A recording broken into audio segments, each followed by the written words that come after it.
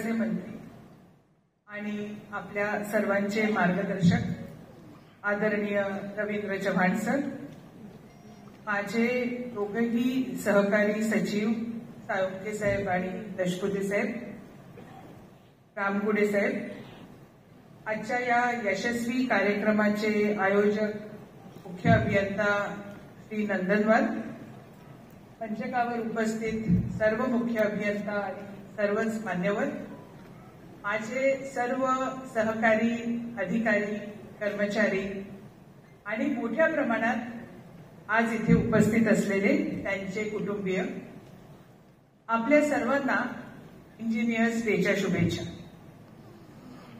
भारतरत्न मोक्षगुंडम विश्वेश्वरय्या यांच्या जयंतीचे औचित्य साधून इंजिनियर्स डे आपण दर 15 सप्टेंबरला साजरा करतो. माझ्या आधीच्या तिन्ही व्यक्त्यांनी, नंदनवाल साहेबांनी, दशपुते साहेबांनी आणि साळुंखे साहेबांनी, श्री विश्वेश्वरय्या हे एक किती अनोखं व्यक्तिमत्व होतं याच्याबाबत विस्ताराने बोलले, विस्ताराने त्यांचं वर्णन केलं. म्हणूनच ते अशा कमी व्यक्तिमत्वांपैकी आहेत की ज्यांना ब्रिटिशर्सनी Knight Commander of Indian Empire KCIE आणि भारताने, स्वतंत्र भारताने भारतरत्न प्रदान केलं. असे आपल्या हाताच्या बोटावर मोजणारे लोक आहेत की ज्यांना कोण देशांनी त्यांच्या सर्वोच्च अशा आदराने सन्मानित केला आहे, सर्वोच्च अशा सन्मानाने सन्मानित केला. 1885 साली श्री विश्वेश्वरय्या हे बॉम्बे प्रेसिडेन्सीमध्ये, म्हणजे आताची तत्कालीन बॉम्बे प्रेसिडेन्सी, आताची मुंबई प्रेसिडेन्सी मध्ये असिस्टंट इंजिनियर PWD रुजू झाले होते. इतक्या मोठ्या व्यक्तिमत्वाचा वारसा आपल्याला लाभला आहे आणि हा वारसा आपल्याला जपायचा आहे. आपल्या प्रत्येक कार्यातून, आपल्या प्रत्येक कर्तव्यातून, आपल्या प्रत्येक ऍक्शनमधून त्या थोर व्यक्तीचा वारसा आपण जपतो आहे ना, हा प्रश्न आपल्या मनात आला पाहिजे. आणि आपला प्रत्येक ऍक्शन किंवा आपलं प्रत्येक कार्य असंच असायला पाहिजे की या थोर व्यक्तीचा वारसा आपण जपतो आहे. आणि या थोर व्यक्तीचा वारसा जपणं हीच त्यांना आपण त्यांच्या जयंतीला दिलेली श्रद्धांजली आहे असं मला वाटतं.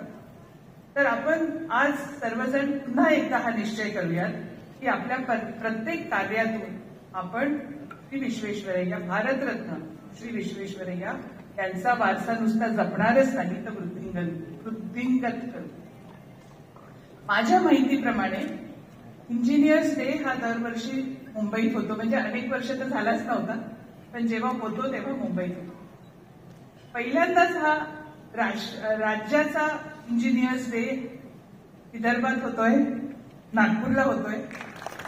आणि सर, नागपूर आणि विदर्भाबद्दल आपल्या मनातलं प्रेम, आपुलकी आणि आदर त्या निमित्ताने आम्हाला सर्वांनाच प्रगट होतोय. आपण मुंबईच्या बाहेरचा पहिला कार्यक्रम नागपूरला घेतला, विदर्भात घेतला, त्यामुळे सर आपले खूप खूप धन्यवाद. नागपूर नगरीत आपलं स्वागत. मी जसं म्हटलं, मागच्या बऱ्याच वर्षात हा कार्यक्रम आपल्या विभाग करू शकलं नव्हतं. मग रवींद्र चव्हाण साहेब जेव्हा मंत्री झाले तेव्हा त्यांनी अनेक वर्षांचा पुरस्कार एकत्र दिला आणि 2023चा जेव्हा कार्यक्रम झाला तेव्हा सरांनी तिथेच जाहीर केलं होतं की याच्या पुढचा कार्यक्रम आणि त्याचे सगळे पुरस्कार आपण त्याच वर्षी करणार आणि त्याच वर्षी नाही तर त्याच दिवशी करणार. आणि आज मी सरांना विचारलं की सर, सध्या थोडीशी गणपतीची गडबड घाई सुरू आहे, तर आपण हा कार्यक्रम 15 सप्टेंबरला करूयात की थोडा पुढे करूयात. तर त्यांनी मला 2023मध्ये आपल्या सर्वांच्या पुढे मंत्री महोदयांनी जे आश्वासन दिलं होतं, आम्ही सर्वांनी जे आश्वासन दिलं होतं त्याची आठवण करून दिली. आणि सरांनी सांगितलं की आपण सगळ्यांना सांगितलंय की पुढच्या वर्षीचा कार्यक्रम आपण 15 सप्टेंबरलाच करणार, आणि यावर्षी देखील आपण 15 सप्टेंबरलाच हा कार्यक्रम करतोय. तर त्याकरताही आपलं मनापासून धन्यवाद. आज इथे जे सर्व पुरस्कार विजेते उपस्थित आहेत, आपल्या सर्वांचं मनापासून अभिनंदन. आपल्याबरोबर आपल्या परिवारातले जे सगळे आपल्याला ज्येष्ठ आणि आपल्याहून लहान आपल्या परिवारातल्या सर्वच मंडळींचं अभिनंदन. कारण मला वाटतं दशपुते बोलले, साळुंके पण बोलले, पुरस्कारामध्ये कोणत्याही पुरस्कारामध्ये परिवाराचा किती मोठा वाटा असतो हे आपण सर्वजण जाणतो. आपल्यापैकी प्रत्येकाला आपला परिवार साथ देतो, म्हणूनच आपण पुढे जाऊ शकतो, म्हणूनच आपण आपल्या कामामध्ये नेटाने काम करू शकतो. तर सर्व आज उपस्थित असलेल्या परिवाराचं पण अभिनंदन. आणि कोणत्याही एका व्यक्तीला जेव्हा पुरस्कार मिळतो त्याच्यामागे फार मोठी टीम असते. त्याच्यामुळे आज ज्या सर्वांना पुरस्कार मिळतो आहे त्यांच्याबरोबर त्यांची जी कोणती टीम होती त्या सर्व टीम मेंबर्सचं, म्हणजे अगदी अनस्किल्ड लेबर पासून ते आपल्या ऑफिस स्टाफ पासून ते आपल्या सर्व अभियंत्यांचं पण अभिनंदन. मी मागच्या वर्षी बोलले होते की मी माझी सगळी बॅच मसुरीला प्रशिक्षणाला गेलो होतो आणि आमचं पूर्ण प्रशिक्षण हे भारताचा अमृत काय हा गाभा ठेवून डिझाईन झालं होतं. तेव्हा ते प्रशिक्षण करत असताना मला पण असं खूप मनापासून वाटत होतं की असं एखादा आपल्याला याच्या पुढचं पोस्टिंग अशा कोर डिपार्टमेंटमध्ये मिळावं की ज्याला आपण सध्या विकसित भारत निर्माण आणि भारताचा अमृतकाळमध्ये आपल्या सर्वांना देखील कुठेतरी त्याच्यामध्ये आपण देखील वाटेकरू ठरवू. आपण देखील याला आपल्या विकसित भारतचा जो हा कर्तव्य पथ आहे त्याला अधिक बळकट करू. आणि मला असं मनापासून वाटतं की पीडब्ल्यूडी सारखं, म्हणजे ज्याला लोक निर्माण विभाग म्हणतात त्याच्यासारखं विकसित भारताला हातभर लावण्याला दुसरं डिपार्टमेंट नाही. आणि आपले जे सर्व इंजिनियर्स 1500 नवीन मुलं मुली जे जॉईन झाले, मी आपल्याला तेव्हा सांगितलं होतं मंत्रिमंडळ महोदयांच्या मार्गदर्शनाखाली आपण 1500हून अधिक नियुक्तीपत्र एका दिवशी दिली होती. तेव्हा मी आपल्याला सर्वांना सांगितलं होतं की आपण सर्वजण फार भाग्यवान आहे. पंचकावर असलेल्या सर्व जणांना मॅक्सिमम 10 वर्षाचा आपल्याला सेवा काय उरणार ते मॅक्सिमम 12-15 असेल 10च्या. पंचकावरील सर्वांना 10 ते 10च्या आत सेवा काय आहे. पण आपल्या सर्वांना 10 आणि 30-40 वर्षापर्यंतचा सेवा काय आहे. आपण अत्यंत भाग्यवान आहात की भारताच्या अमृत काळामध्ये आपल्याला आपल्या हातून भारताचा काळात विकसित भारत घडवण्याचं आपल्याला कर्तव्य करता येणार आहे.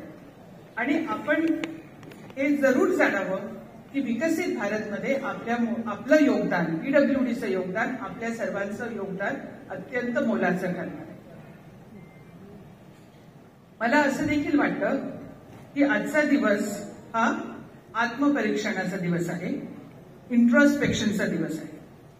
आपण दरवर्षी बोलतो, मागच्या वर्षी पण मी बोलले होते की आपण आपल्याकडे मला वाटतं माझ्या अमरावतीच्या कार्यकाळाचं उदाहरण दिलं होतं की आपल्याकडे आपल्या आधी ब्रिटिशांनी राज्य केलं तर तेव्हा ब्रिटिश कंपन्या या 100 वर्ष टिकणारे पूल बांधायचे.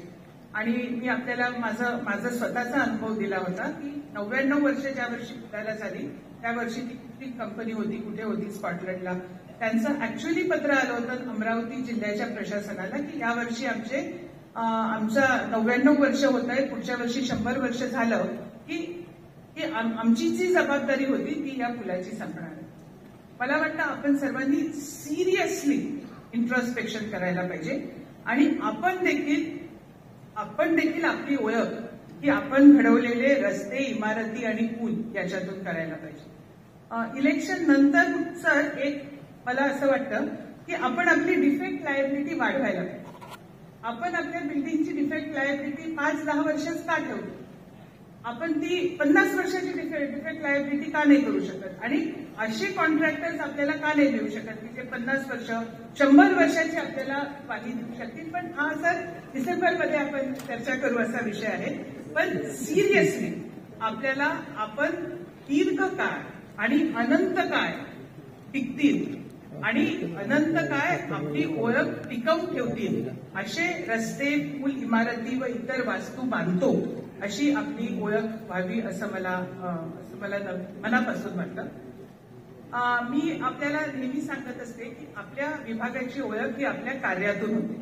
म्हणजे असे अनेक विभाग आहेत की ते पण दिवस रात्र काम करतात, पण त्यांचं काम स्पष्टपणे दिसत नाही, अमॉर्फस असतं त्यांचं काम. आता जसं आपण शिक्षण बोललो तर शिक्षणाची गुणवत्ता ही एक व्हेरी अमॉर्फस गोष्ट आहे. याच्या आधी मी पर्यावरण विभागात होते, तर पर्यावरण अधिक सुदृढ करणं, ओ माय गॉड, ते तर म्हणजे 10-20 वर्ष काम केलं तर कुठेतरी आपल्याला रिझल्ट दिसतो. पण आपण सगळे किती भाग्यवान आहात बघा. आपण एक वास्तू 1.5 वर्षात 2 वर्षात उभी करू शकता. इतकं प्रकटपणे आपलं दिसणारं असं आपलं काम आहे.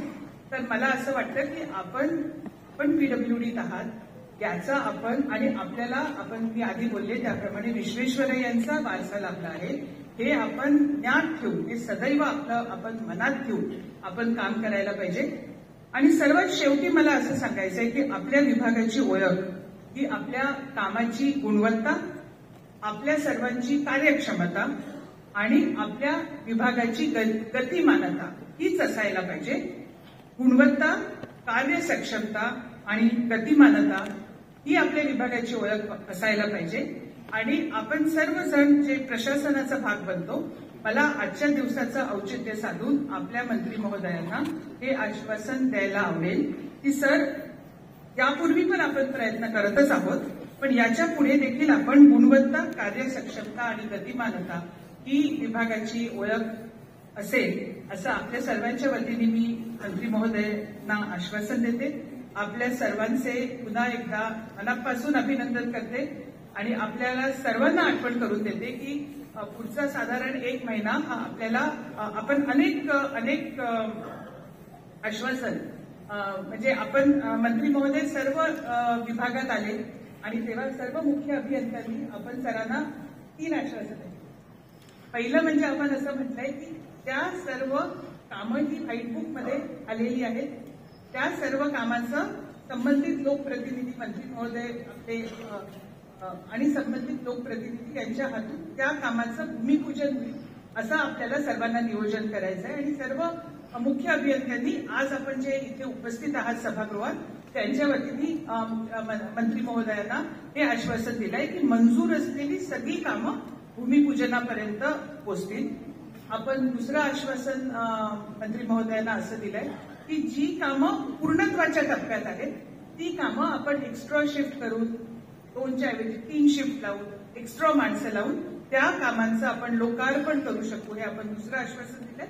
आणि तिसरं आश्वासन सर्व मुख्य अभियंत्यांनी आपल्या सर्वांच्या वतीने सरांना दिलेलं आहे, ते म्हणजे आपल्याला पॉटहोल फ्री रोड्स, हे इझिली मोटरेबल रोड्स, हे आपल्याला आपली डेडलाईन त्याची संपलेली आहे, पण ते पुढच्या अजून काही 2-4 दिवसात आपल्याला असे रस्ते करायचे. हे सर्वांनी आपण सरांना यापूर्वीच दिलेलं आश्वासन आपण पूर्ण करणार आहोत येणाऱ्या 20-25-30 दिवसात, असं पण मी सरांना आश्वासन.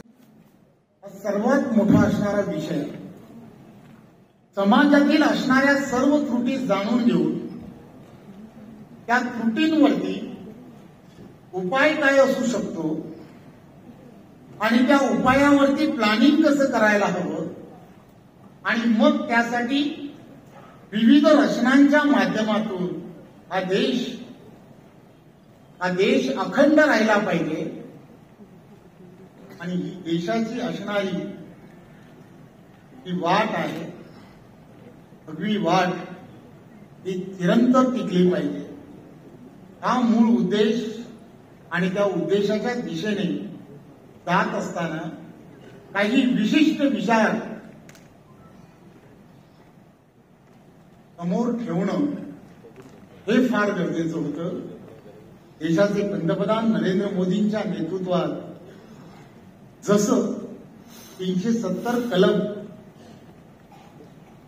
हे या देशामधून पुरावस्त झालं, त्याचप्रमाणे या विचाराबरोबर चालणारा या नागपूरचा असणारा एक सुपुत्र की ज्याने सार्वजनिक बांधकाम विभागाच्या माध्यमातून इन्फ्रास्ट्रक्चरमध्ये ज्या पद्धतीने काम सुरू केलं आणि आज इन्फ्रास्ट्रक्चर मॅन म्हणून ज्याला ओळखलं जातं ते नितीन गडकरीजी यांच्याकडे सुद्धा त्या विचाराला, या विचाराची असणारी उदात्तता ही सुद्धा जाणून घेणं अत्यंत गरजेचं. त्यामुळे फक्त त्यामध्ये विचार करत असताना आम्ही काय मिळवलं याचा ज्या वेळेला 2 वर्षामध्ये 3 वर्षामध्ये विचार करत होतो त्यावेळेला मला आठवतं की मी पहिल्या दिवशी जेव्हा म्हटलं होतं की या ठिकाणी असणारे 1 लाखापेक्षा जास्त किलोमीटरचे रस्ते, बजेटमध्ये असणारं प्रोव्हिजन आणि या सगळ्या गोष्टीला पैसे जर उपलब्ध झाले नाही तर काहीतरी वेगळा विचार करण्याची गरज आहे. आणि म्हणून महामंडळाची झालेली निर्मिती, अनेक जण अनेक विचार डोळ्यासमोर ठेवून होते. आमचं सार्वजनिक बांधकाम विभागामध्ये मधलं काम थोडंसं विभागलं तर जाणार नाही ना, परंतु त्यामध्ये असणारा दृष्टिकोन काय होता तर लक्षात घ्या की येणाऱ्या 10-15 दिवसात हीच सगळी व्यासपीठावरील मंडळी ही जी एक आहे याच डिपार्टमेंटची आहे, याच डिपार्टमेंटमधली सर्वजण त्याच ताकदीने काम करून 6000 किलोमीटरचे रस्ते एकाच वेळेला एकाच निर्णयामध्ये हे कॉन्क्रिटीकरणातून होत आहेत. ही ती ताकद सार्वजनिक बांधकाम विभाग. विचार करणं आणि विचाराच्या दिशेने जाणं हे फार महत्वाचं आहे. मी असंही म्हटलं होतं की या सार्वजनिक बांधकाम विभागामध्ये स्पर्धा असली पाहिजे, परंतु ती स्पर्धा अधिकाऱ्यांमध्ये असू नये, अधिकाऱ्यांच्या पदामध्ये असू नये. प्रत्येक तो अधिकारी आणि प्रत्येक तो त्याच्या गुणवत्तेनुसार या 2 वर्षात त्या पदापर्यंत कोणत्याही शिफारसी विना हा पोचेल. हा सार्वजनिक बांधकाम विभागाचा मंत्री म्हणून मी तुम्हाला आश्वासित करतो. मला सांगायला आनंद होतो एकही प्रमोशन किंवा कोणत्याही विषयाला मंत्र्याकडे जावं लागलं नाही असं मला समजतं. मी यासाठी सांगण्याचा प्रयत्न करतोय की बदल हा विचाराने होत असतो, वागणुकीने होत असतो किंवा तो ठरवला तरच होतो. जर आपण ठरवलं तरच हे सहजपणे शक्य आहे. मला आठवतं सरकारी काम बराच वेळ थांब असं म्हणणारी अनेक मंडळी आम्ही ठरवलं. माझी वळून जेव्हा 2 वर्षात आम्ही पाहतो त्यावेळेला एक गोष्ट लक्षात येते की गतिमान पद्धतीने काम होणं याकडे प्रायोरिटी दिली पाहिजे. वाराणसी मधलं असणारं हॉस्पिटल जर 14 महिन्यात होतं तर आमच्याकडचे सुद्धा येणारा प्रत्येक हॉस्पिटल हे 14 महिन्यात का होऊ नये. मला सांगायला आनंद होतो की या 2 वर्षात ज्या ज्या आरोग्याच्या व्यवस्थेसाठी टेंडर निघाली ती सर्वच्या सर्व 14 ते 24 महिन्यातच पूर्ण झाली पाहिजे. अशा पद्धतीचं नियोजन हे आम्ही करू शकलो. हे आपण सर्वांना लोकांपर्यंत पोहोचवलं. सोपं नाहीये परंतु कठीणही नाहीये. ठरवलं तर सर्वच शक्य आहे आणि ठरवलं तर त्या सगळ्यांवरती आम्हाला सर्वांना आतही करता येऊ शकतो. अनेक विषयांना आपण सुरुवात केली. महसूल विभागाची असणारी काही कार्यालय ही सुद्धा येणाऱ्या काळामध्ये अंतिम टप्प्यात आहेत, परंतु 6 महिन्यामध्ये ती पूर्ण होणार आहे. आज सुरू झाली नाही, परंतु येणाऱ्या 6 महिन्यात पूर्ण होऊ शकते. अशा पद्धतीचं नियोजन हे सार्वजनिक बांधकाम विभागाने केलं. हे तुमचं आणि आमचं सर्वांचं असणारं येणाऱ्या काळामधलं ते आम्ही ठरवलं आणि आम्ही पूर्ण केलं असं सांगता येऊ शकतं.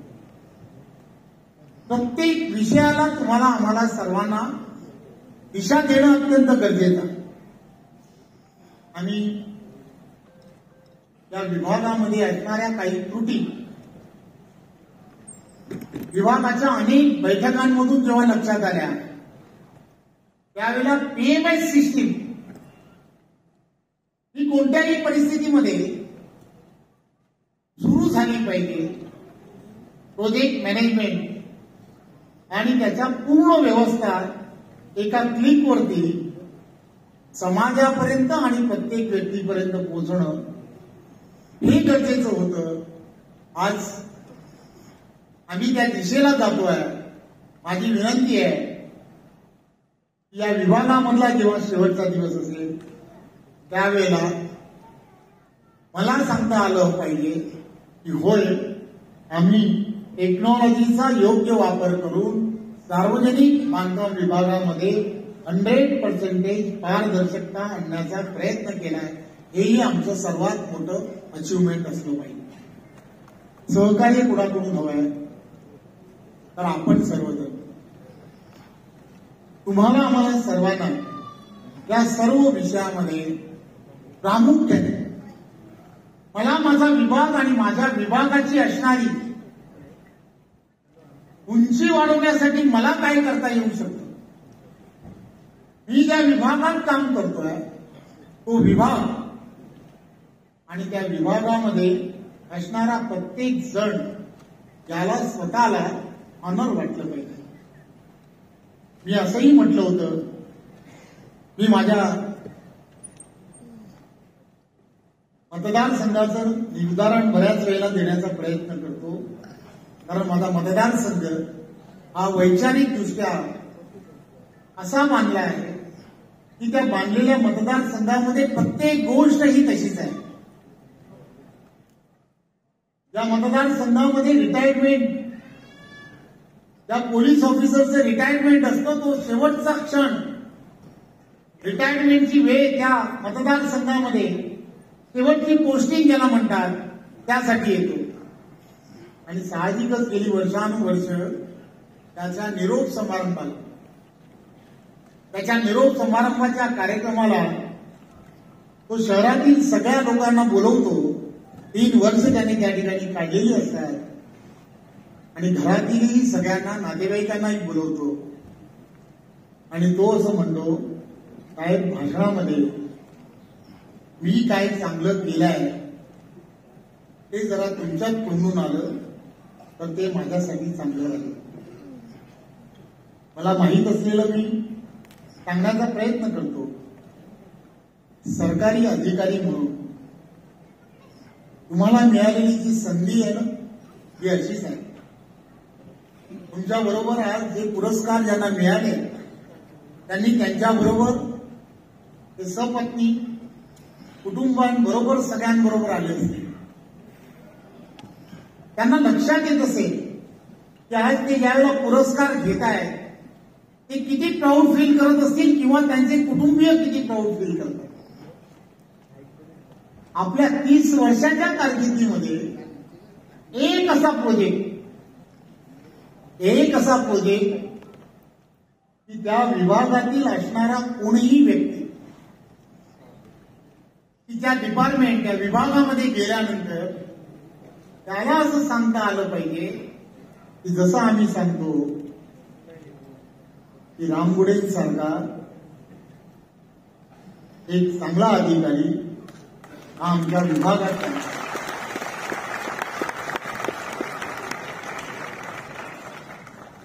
माझी आणि त्यांची कधीही चहावरती पण भेट नाही. मी कधी त्यांच्याबरोबर चहाही प्यायलो नाही. चहा पियायला, बिस्किटं खायला, नाश्ता करायला येणारे अधिकारी भरपूर आहेत. ते समोर आहेत, बरोबर आहे. परंतु रामगुडे साहेब कधीच आले नाही. परंतु या एवढ्या मोठ्या अधिकारी वर्गांमध्ये सुद्धा काही असे मोजके अधिकारी आहेत की ज्यांची नावं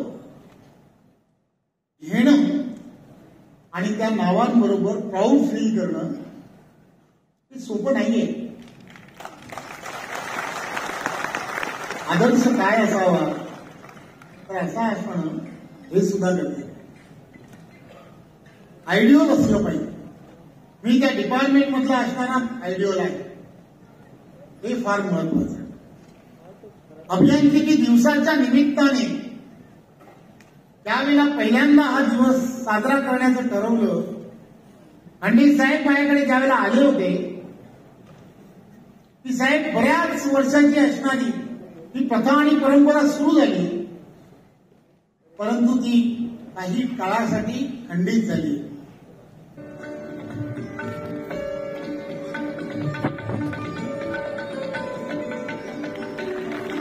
यानंतर आपल्याकडे श्रीमती मंजुषा ओमप्रकाश धांडे आणि त्यांचा परिवार, कार्यकारी अभियंता, संकल्प चित्रमंडळ कोकण भवन. श्रीमती मंजुषा ओमप्रकाश धांडे, कार्यकारी अभियंता, संकल्प चित्रमंडळ कोकण भवन. या सगळ्यांच्या परिवाराचाही तेवढाच मोलाचा वाटा आहे. विशेषतः ज्या स्त्रिया असतात त्यांच्या परिवाराला खूप सांभाळून घ्यावं लागतं जेव्हा त्या काम करायला बाहेर निघतात.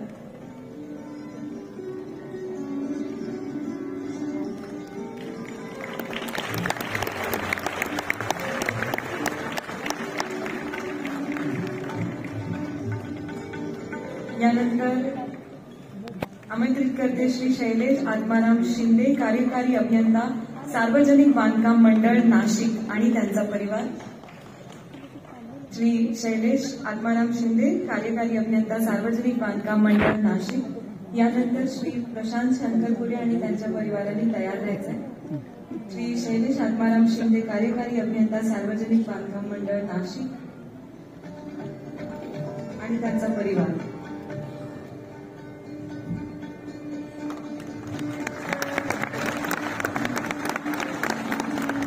यानंतर आमंत्रित करते श्री प्रशांत शंकरपुरे, उपविभागीय अभियंता, सार्वजनिक बांधकाम मंडळ नागपूर आणि त्यांचा परिवार. यानंतर श्री राजेंद्र बोरकर आणि त्यांच्या परिवाराने तयार व्हायचे. श्री प्रशांत शंकरपुरे, उपविभागीय अभियंता, सार्वजनिक बांधकाम मंडळ नागपूर.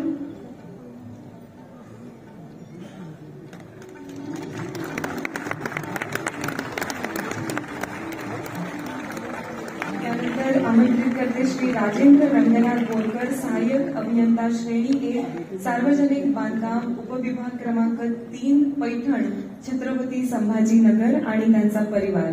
जोरदार टाळ्यांनी या सगळ्यांचं स्वागत करूया. त्यानंतर श्री अतुल सुरेश गुरव यांनी तयार व्हायचंय. श्री राजेंद्र रंगनाथ बोरकर, सहाय्यक अभियंता, श्रेणी 1, सार्वजनिक बांधकाम, उपविभाग क्रमांक 3, पैठण, छत्रपती संभाजीनगर आणि त्यांचा परिवार पुरस्कार स्वीकारतात.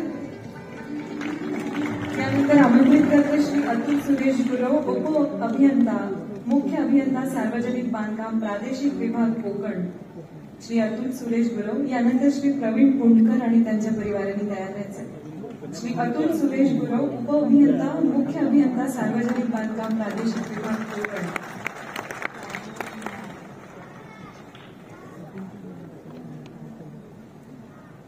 त्यानंतर आमंत्रित करते श्री प्रवीण सुधाकर पुणकर, सहाय्यक अभियंता, श्रेणी 1, सार्वजनिक बांधकाम विभाग खामगाव. यानंतर श्री संजय कुमार देशपांडे आणि त्यांचा परिवार यांनी तयार व्हायचं. आता सत्कार होतोय श्री प्रवीण सुधाकर पुणकर, सहाय्यक अभियंता, सार्वजनिक बांधकाम विभाग खामगाव. विनंती करते अधीक्षक अभियंता श्री जनार्दन भानुसे यांना, त्यांनी माननीय अपर मुख्य सचिव सौ मनीषा पाटणकर म्हैसकर मॅडमचं स्वागत करावं. अधीक्षक अभियंता श्री जनार्दन भानुसे, माननीय अपर मुख्य सचिव आदरणीय सौ मनीषा पाटणकर म्हैसकर मॅडमचं स्वागत मंचावर करतात. यानंतर मी विनंती करते दक्षता गुण नियंत्रण मंडळ श्रीमती सुषमा बोंद्रे मॅडमला त्यांनी श्री सदाशिव साळुंखे माननीय सचिव रस्ते सार्वजनिक बांधकाम विभाग यांचं स्वागत करावं. श्रीमती सुषमा बोंद्रे यांनी माननीय सचिव रस्ते सार्वजनिक बांधकाम विभाग श्री सदाशिव साळुंखे यांचं स्वागत करावं.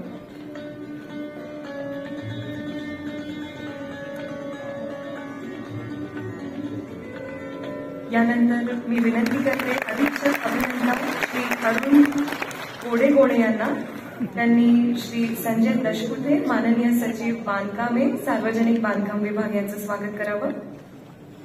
अधीक्षक अभियंता सार्वजनिक बांधकाम मंडळ चंद्रपूर श्री अरुण गोडे यांनी माननीय सचिव बांधकामे सार्वजनिक बांधकाम विभाग श्री संजय दशपुते यांचं स्वागत करावं. त्यानंतर मी विनंती करते श्रीमती नीता ठाकरे अधीक्षक अभियंता सार्वजनिक बांधकाम मंडळ गडचिरोली त्यांनी माननीय श्री सतीश चिखलीकर माननीय सचिव मुख्यमंत्री ग्राम सडक योजना मुंबई यांचं स्वागत करावं. यानंतर मी विनंती करते श्रीमती नीता ठाकरे यांना विनंती करते त्यांनी श्री विकास रामगोडे माननीय सचिव महाराष्ट्र राज्य पायाभूत सुविधा विकास महामंडळ मुंबई यांचं स्वागत करावं. श्रीमती नीता ठाकरे यांना विनंती करते त्यांनी माननीय सचिव महाराष्ट्र राज्य पायाभूत सुविधा विकास महामंडळ मुंबई यांचं मंचावर स्वागत करावं.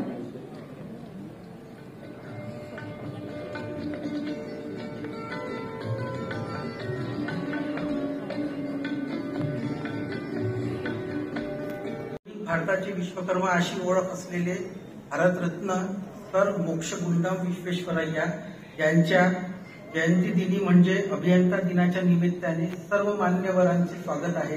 उपस्थित सर्वांना सार्वजनिक बांधकाम विभागातर्फे हार्दिक शुभेच्छा. व्यासपीठावर उपस्थित अभियंता गौरव समारंभ 2024 चे अध्यक्ष माननीय मंत्री महोदय आदरणीय नामदार श्री चव्हाण साहेब ज्यांच्या प्रमुख उपस्थितीत हा सोहळा होणार आहे त्या आमच्या विभागाच्या अप्पर मुख्य सचिव आदरणीय श्रीमती पाटणकर म्हैसकर मॅडम तसेच विशेष उपस्थिती म्हणून लाभलेले सचिव रस्ते माननीय श्री साळुंखे साहेब आणि सचिव बांधकामे माननीय श्री दशपुते साहेब तसेच श्री कोळीकर साहेब चिखलीकर साहेब श्री पाटील साहेब आणि श्री रांगोडे साहेब. व्यासपीठावर उपस्थित असलेले सर्व प्रादेशिक विभागाचे मुख्य अभियंता सर्व अधीक्षक अभियंता तसेच सर्व तांत्रिक व अतांत्रिक अधिकारी व कर्मचारी वर्ग आणि पुरस्कार प्राप्त सर्व मान्यवरांचे कुटुंबीय उपस्थित माझे सहकारी. एक महान विभूती दूरदर्शी अभियंता आणि राष्ट्र निर्माते भारतरत्न सर मोक्षगुंडम विश्वेश्वरय्या यांचा जन्म 15 सप्टेंबर 1861 रोजी कर्नाटकातील उद्देनहळ्ळी या गावी झाला. त्यांनी अभियांत्रिकी क्षेत्रात भारताच्या पायाभूत सुविधांच्या विकासावर एक अमिट छाप सोडलेली आहे.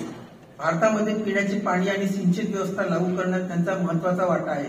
त्यांनी अनेक पूल आणि धरणांची उदाहरणार्थ कृष्णराज सागर धरण, हैदराबाद पूर नियंत्रण प्रणाली, खडकवासला जल प्रकल्प, म्हैसूर सँडल ऑइल कारखाना, Mysore university, bank of Mysore, सखर धरण सिंधमधले इत्यादी अनेक प्रकारचे प्रकल्प पूर्ण केले.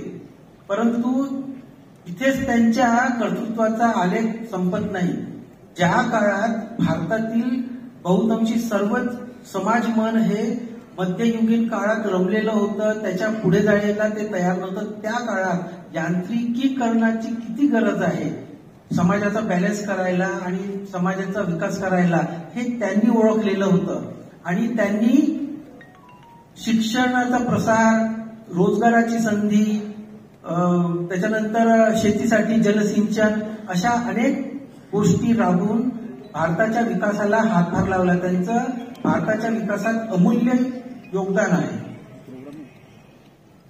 देशाच्या विकासातील अमूल्य योगदानाबद्दल त्यांना 1915 साली ब्रिटिश शासनाकडून सर ही उपाधी व 1955 मध्ये भारतातील सर्वोच्च पुरस्कार भारतरत्न प्रदान करून सन्मानित करण्यात आले. त्यांच्या पवित्र स्मृतीचे औचित्य साधून सार्वजनिक बांधकाम विभागातील अभियंत्यांनी व कर्मचाऱ्यांनी केलेल्या उल्लेखनीय कामगिरीची दखल घेऊन त्यांच्या योगदानाचा गौरव म्हणून शासन स्तरावर अभियंत्यांना पुरस्कृत करण्यात येते। त्यामुळे इतरांनाही सुद्धा प्रेरणा मिळून सकारात्मक वातावरण निर्माण होण्यास मदत मिळते। आजचा गौरव समारंभ 2024 नागपूर येथे साजरा होणे हा आमच्यासाठी मोठा सन्मान आहे। सर्व पुरस्कार प्राप्त तांत्रिक व अतांत्रिक मान्यवरांचे मनपूर्वक हार्दिक अभिनंदन। अधिकारी कर्मचाऱ्यांच्या यशात त्यांच्या वाटचालीत त्यांच्या कुटुंबियांचा देखील सिंहाचा वाटा असतो। त्यामुळे या सर्व मान्यवरांच्या कुटुंबियांचे सुद्धा हार्दिक अभिनंदन। भविष्यात देखील आपण सर विश्वेश्वरय्या यांच्या महान कार्यातून प्रेरणा घेऊन गुणवत्तापूर्ण व सचोटीने काम करण्याचा प्रयत्न करू व समाजाच्या प्रगतीत योगदान देऊ अशी मला खात्री आहे। धन्यवाद। पुणे जिल्ह्यातील अष्टविनायक मार्गाची सुधारणा करणे, मोरगाव देवस्थान, सिद्धटेक, रांजणगाव, श्री क्षेत्र, ओझर श्री क्षेत्र, लेण्याद्री, थेऊर या हायब्रिड अन्युटी अंतर्गत पूर्ण झालेल्या रस्त्याची निवड करण्यात आलेली आहे। मी मुख्य अभियंता श्री PM किडे यांच्या कालावधीत या प्रकल्पाला मंजुरी मिळाली आणि या प्रकल्पाचं बांधकाम तत्कालीन मुख्य अभियंता श्री सदाशिव साळुंखे यांच्या मार्गदर्शनाखाली या कामाला सुरुवात करण्यात आली। प्रकल्पाचं बरंचसं काम त्यांच्या कालावधीत पूर्ण झालं ही गौरवाची बाब आहे। सदर प्रकल्पाचा कमर्शियल ऑपरेशन डेट अंतिम करून प्रकल्प मुख्य अभियंता श्री अतुल चव्हाण यांचं कालावधीत पूर्ण झाले। उत्कृष्ट रस्ता हा पुरस्कार जे स्वीकारतायत प्रातिनिधिक स्वरूपात माननीय श्री अतुल चव्हाण मुख्य अभियंता, तसंच श्री बाप्पा बहीर अधीक्षक अभियंता, श्री मिलिंद बारभाई कार्यकारी अभियंता या सगळ्यांनी प्रातिनिधिक स्वरूपात हा पुरस्कार स्वीकारला। मी समस्त अधिकाऱ्यांना, इथे उपस्थित अधिकाऱ्यांना आमंत्रित करते। सदर प्रकल्पातील अष्टविनायक परिक्रमा मार्ग हा पुणे जिल्ह्यातील मोरगाव, रांजणगाव, ओझर, लेण्याद्री, थेऊर व अहमदनगर जिल्ह्यातील सिद्धटेक या 6 अष्टविनायक तीर्थक्षेत्रांना जोडणाऱ्या हायब्रिड अॅन्युटी मॉडेल अंतर्गत 255 किलोमीटर लांबीचे सुधारणा करण्यात आलेली आहे रस्त्यांमध्ये। आणि अष्टविनायक परिक्रमा मार्ग सुधारणा केल्यामुळे गणेश भक्तांना 24 तासातच अष्टविनायकाची परिक्रमा करणं शक्य होणार आहे। सगळ्या भक्तांसाठी अतिशय आनंदाची बाब आहे। आणि यानंतर सन 2011-12 ते 18-19 पुरस्कार जाहीर झालेली परंतु पुरस्कार प्रदान करणे बाकी असलेल्या सगळ्या अधिकाऱ्यांना मी मंचावर आमंत्रित करते।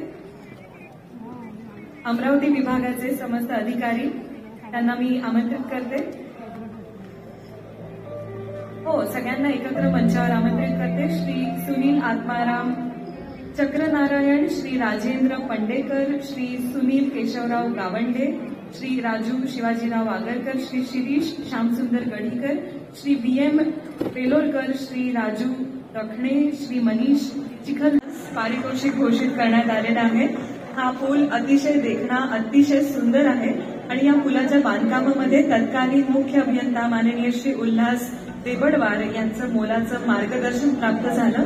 तसंच त्यांच्या कालावधीत पुलाचं काम सुरू झालं आणि ही गौरवाची बाब आहे की माननीय श्री संजय दशपुते यांच्या कार्यकाळात पुलाचा मोठा भाग बांधून पूर्ण झाला आणि उर्वरित काम माननीय श्री दिनेश नंदनवार यांच्या कालावधीत पूर्ण झालं।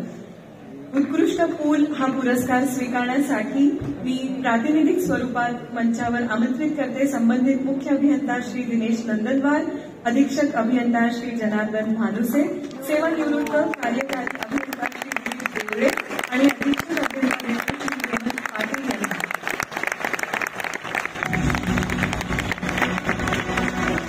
प्रातिनिधिक स्वरूपात हा पुरस्कार स्वीकारतायत श्री दिनेश नंदनवार, जनार्दन भानुसे,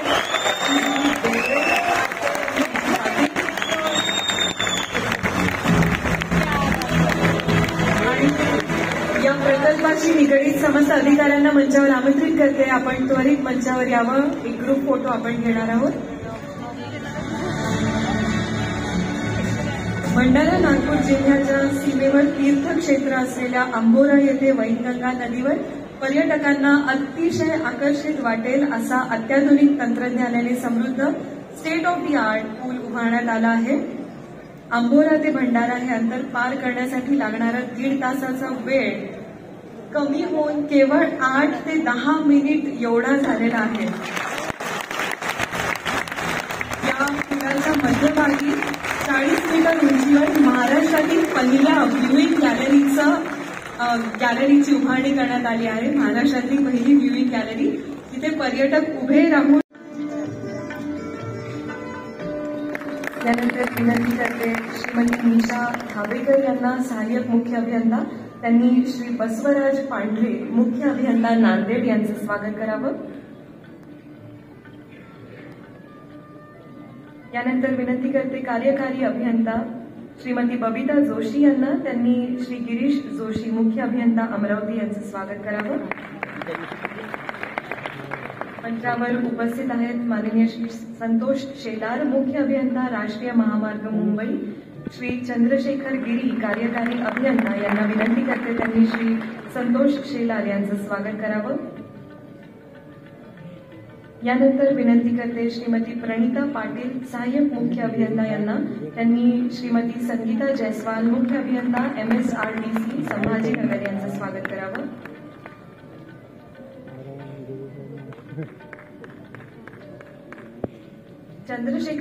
श्री चंद्रशेखर गिरी साहेबांना विनंती करते की त्यांनी श्री रणजित हांडे साहेब मुख्य अभियंता MSIDCF मुंबई यांचं स्वागत करावं. त्यानंतर विनंती करते श्री अरविंद गुल्हाने उपविभागीय अभियंता यांनी श्रीमती लीना उपाध्ये मुख्य अभियंता NMC नागपूर यांचं स्वागत करावं. यानंतर श्री भारत मोटघरे यांना विनंती करते त्यांनी श्री आबासाहेब नागरगोचे मुख्य अभियंता आदिवासी विकास मुंबई यांचं स्वागत करावं. घागरे यांचं स्वागत करायची विनंती.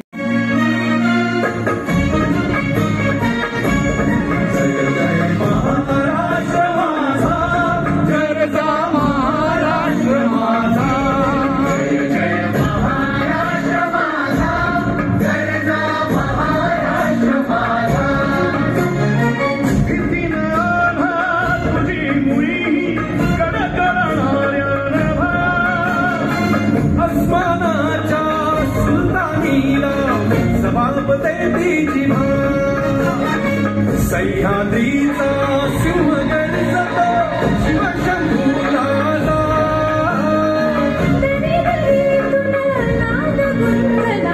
महाराष्ट्र माझा, जय महाराष्ट्र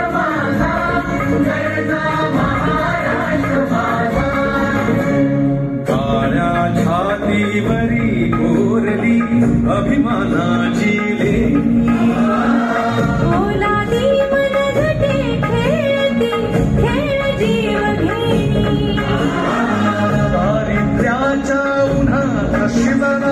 विठ्ठलाच्या घामाने विजला देश गौरवासाठी झिजला, दिल्लीचेही रंगनाथी महाराष्ट्र माझा, जय महाराष्ट्र माझा, जय महाराष्ट्र माझा, जय जय महाराष्ट्र माझा.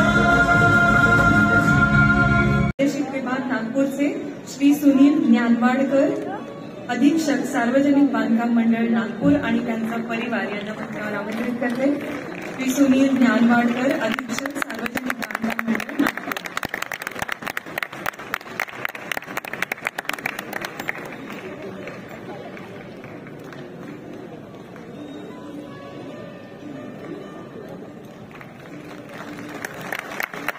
त्यानंतर आपण प्रकल्प पुरस्कारांकडे या मुख्य अभियंता विद्युत श्री निलेश तापोळे यांना सुद्धा पुरस्कार प्राप्त झालाय.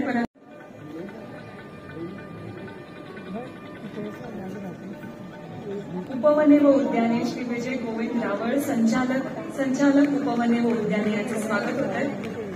यानंतर अतांत्रिक संवर्गाचे पुरस्कार प्रदान करणार आहोत. मंचावर स्वागत करूया श्रीमती वैदेही सावंत कक्ष अधिकारी सार्वजनिक बांधकाम विभाग मंत्रालय मुंबई यांचं.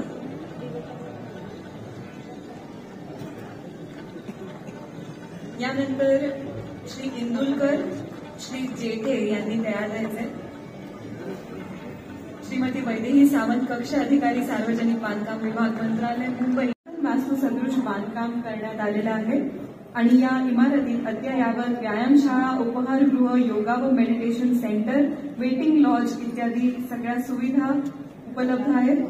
सदर इमारत ही ग्रीन बिल्डिंग संकल्पनेचा वापर करून बांधण्यात आलेली आहे. सगळ्यांचं खूप खूप अभिनंदन आणि जोरदार टाळ्या यांच्यासाठी.